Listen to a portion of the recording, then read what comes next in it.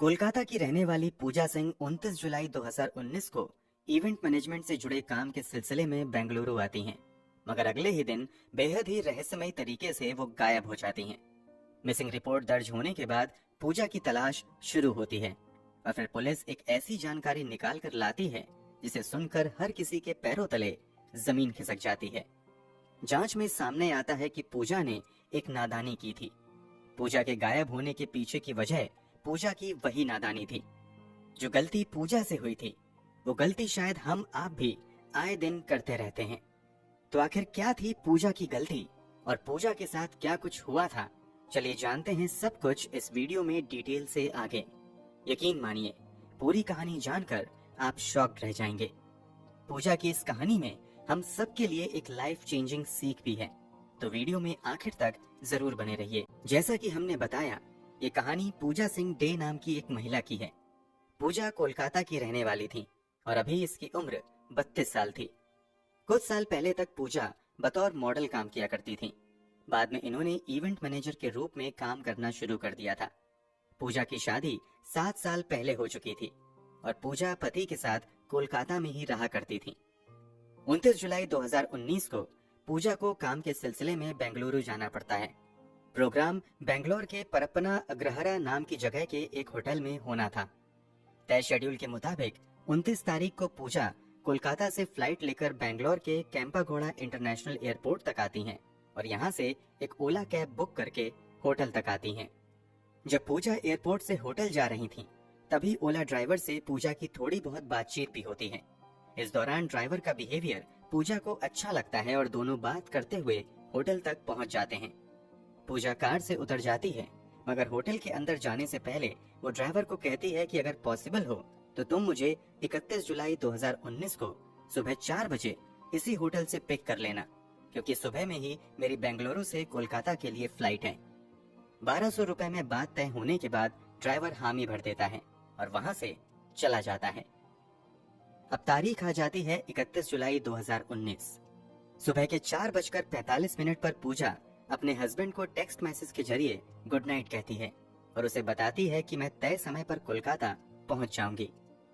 पूजा के बताए शेड्यूल के मुताबिक ही पूजा का पति कोलकाता में पूजा का इंतजार करता रहता है, मगर पूजा नहीं आती है। यहाँ तक कि शाम हो जाती है, मगर पूजा का कहीं भी अता पता नहीं चलता है। पूजा का पति करीबी दोस्तों और रिश्तेदारों तक को फोन करता है, मगर कहीं से भी पूजा के बारे में कोई जानकारी निकलकर सामने नहीं आती है। पूजा के पास 2 मोबाइल फोन थे, मगर दोनों ही मोबाइल फोन लगातार स्विच ऑफ आ रहे थे। इसलिए पूजा के परिवार वालों की चिंता और भी ज्यादा बढ़ जाती है। अभी ये लोग पूजा की तलाश में लगे ही हुए थे कि तभी पूजा एक मैसेज करती है। मैसेज में लिखा हुआ था, I am in Hyderabad, some emergency, need cash. एक और मैसेज के जरिए पूजा पति से अर्जेंटली 5 लाख रुपए की डिमांड करती है। इन मैसेज को देखकर वो तुरंत पूजा को फोन करने की कोशिश करते हैं, मगर मोबाइल फोन अभी भी स्विच ऑफ आ रहा था। थोड़ी देर इंतजार करने के बाद ये वापस मैसेज करते हैं कि अगर तुम्हें पैसे चाहिए तो जल्द से जल्द मुझसे फोन पर बात करो। इस मैसेज का दूसरी तरफ से कोई जवाब नहीं आता है और फिर मैसेज का सिलसिला भी बंद हो जाता है।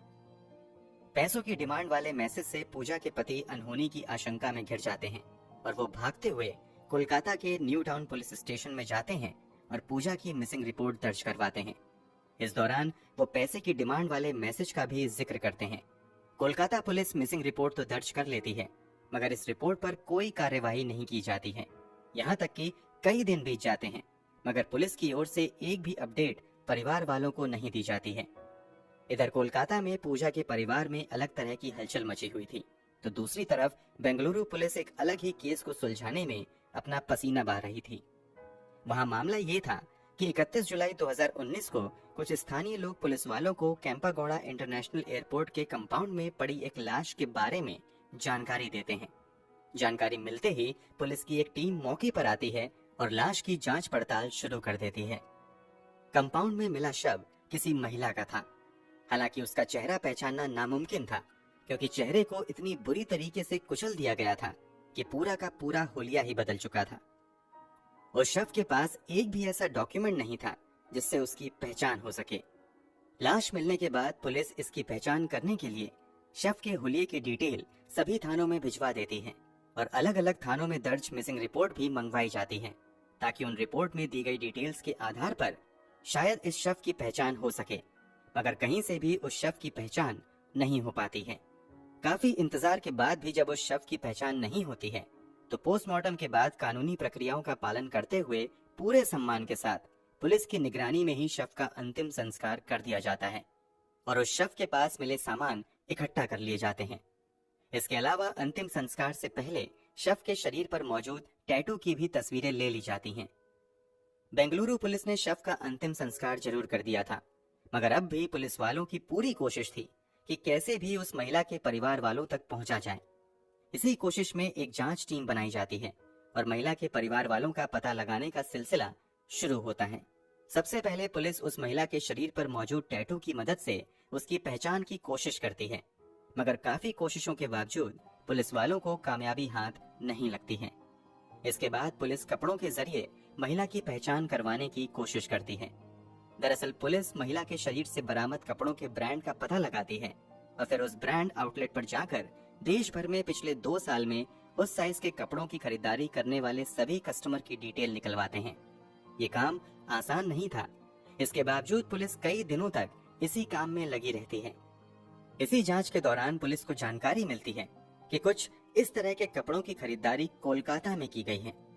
उसी आधार पर पुलिस वाले अब पता लगाते हुए कोलकाता तक आते हैं।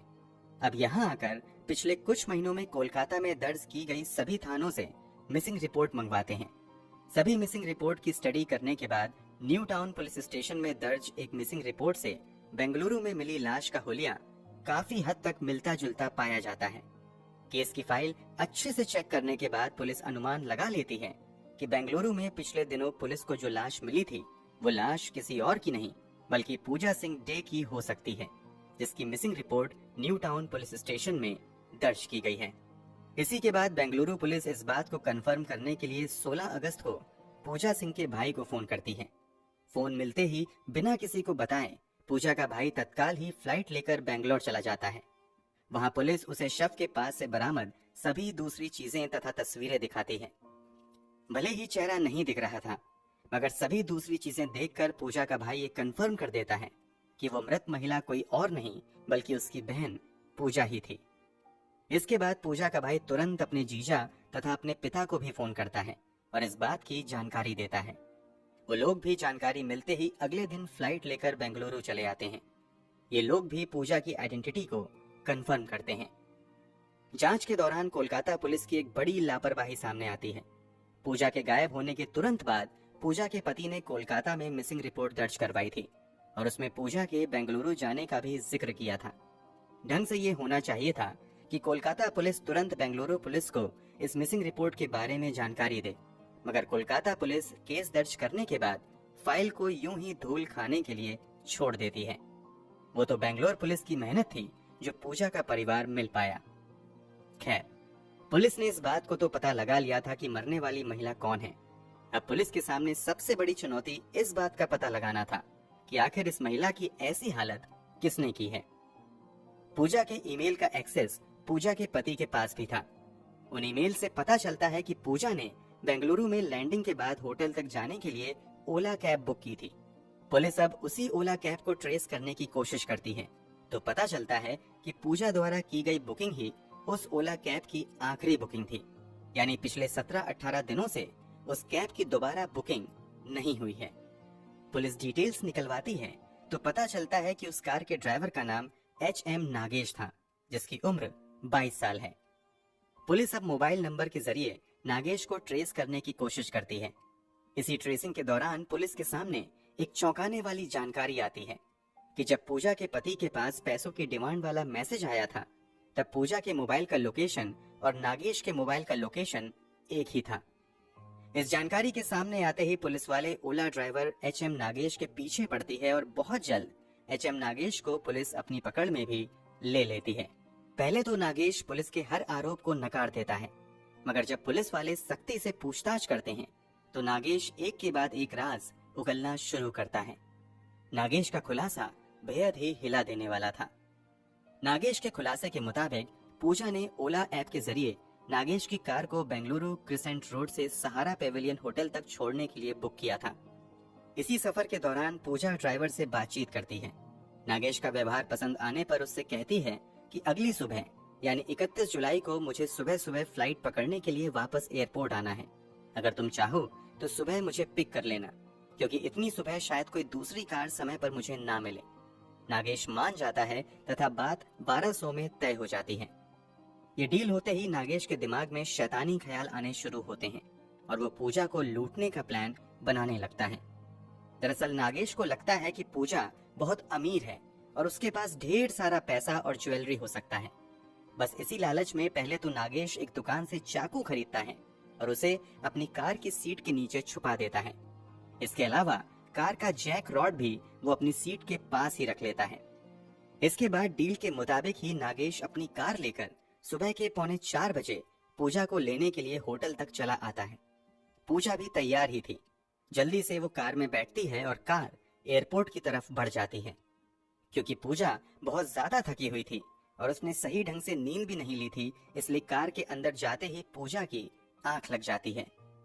जैसे ही नागेश को लगता है कि पूजा सो गई है, वो एयरपोर्ट का रास्ता छोड़कर एक दूसरे रास्ते की तरफ अपनी कार मोड़ देता है।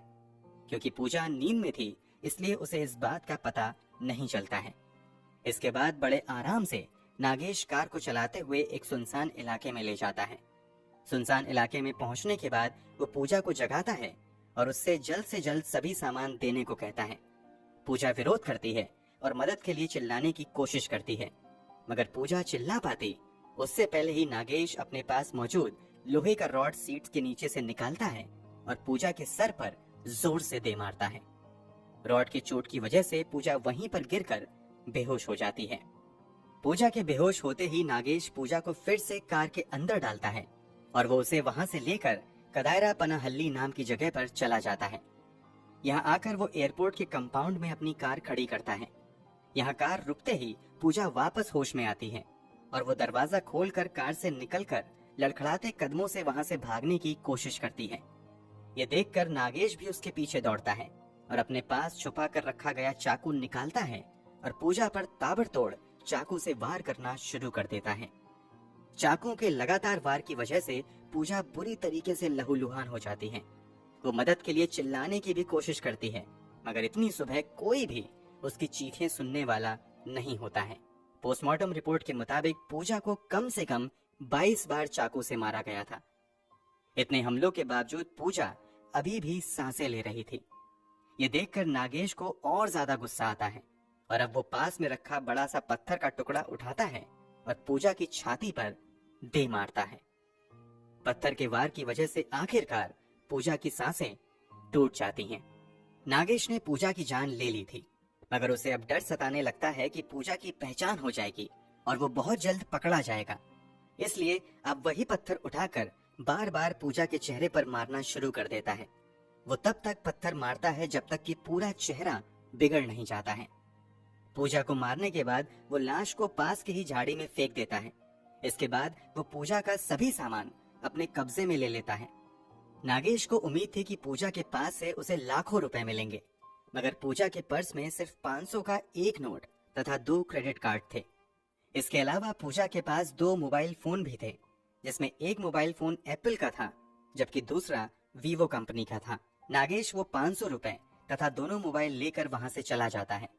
पास के मोबाइल शॉप पर जाकर वो किसी तरह वीवो मोबाइल का IMEI नंबर बदलवा लेता है ताकि उसकी चोरी पकड़ी ना जाए, जबकि आईफोन को किसी को सस्ते दामों में बेच देता है। इसके अलावा वो पूजा के मोबाइल वॉलेट से कुछ 1000 रुपए अपने वॉलेट में भी ट्रांसफर कर लेता है। इसी के बाद वो पूजा के वीवो मोबाइल से ही टूटी फूटी अंग्रेजी में पूजा के पति से 5 लाख रुपए की डिमांड करता है, मगर टूटी फूटी अंग्रेजी देखकर पूजा के पति को अंदाजा हो जाता है कि ये तो पूजा ने नहीं लिखा है। इसी के बाद वो पुलिस तक मिसिंग रिपोर्ट दर्ज करवाने जाते हैं। पुलिस के मुताबिक ये सब कुछ टल सकता था अगर पूजा ने थोड़ी सी नादानी नहीं की होती। दरअसल पूजा ने दोबारा ड्राइवर से जब सुबह सुबह पिक करने की बात की थी, तो ये डील ओला ऐप के माध्यम से नहीं बल्कि डायरेक्ट बस बातों के जरिए हुई थी। पुलिस के मुताबिक अगर पूजा ने ये राइड ऑनलाइन ऐप के जरिए की होती तो शायद नागेश ऐसा कुछ नहीं कर पाता, क्योंकि ऐसी स्थिति में ड्राइवर के पकड़े जाने का खतरा बहुत ज्यादा रहता है तथा उस तक मदद भी बहुत जल्दी पहुंच सकती है। मगर चंद पैसे बचाने के लिए या फिर सुबह जल्दी कार ना मिलने की फिक्र में पूजा ने ड्राइवर से ऑफ द प्लेटफॉर्म डील कर ली। इस डील की कीमत पूजा को अपनी जान देकर चुकानी पड़ी। अक्सर कार बुकिंग ऐप तथा पुलिस की ओर से भी कहा जाता है कि कभी भी ऑफ द प्लेटफॉर्म डील ना करें। ऐसा करके आप चंद पैसे तो बचा लेंगे, मगर किस्मत खराब हुई तो आपकी सुरक्षा को भी खतरा हो सकता है और आपके साथ भी कुछ बुरा हो सकता है। तो हमेशा सावधान रहें। फिलहाल नागेश की बात करें तो इस पूरे खुलासे के बाद उसे गिरफ्तार करके जेल भेज दिया जाता है। फिलहाल उस पर पूजा की हत्या, सबूत मिटाने तथा लूटपाट करने जैसी गंभीर धाराओं के तहत मामला चल रहा है। 2021 में पुलिस ने अपनी चार्जशीट भी फाइल कर दी थी। फिलहाल सलाखों के पीछे बंद नागेश सजा का इंतजार कर रहा है। दोस्तों, आपके अनुसार ऑनलाइन कैब बुकिंग सर्विस का यूज करते समय कौन कौन सी सावधानियां बरतनी चाहिए? कमेंट बॉक्स में जरूर बताएं। अगर आपको हमारी मेहनत पसंद आई हो तो इस वीडियो को लाइक करते हुए शेयर भी करें।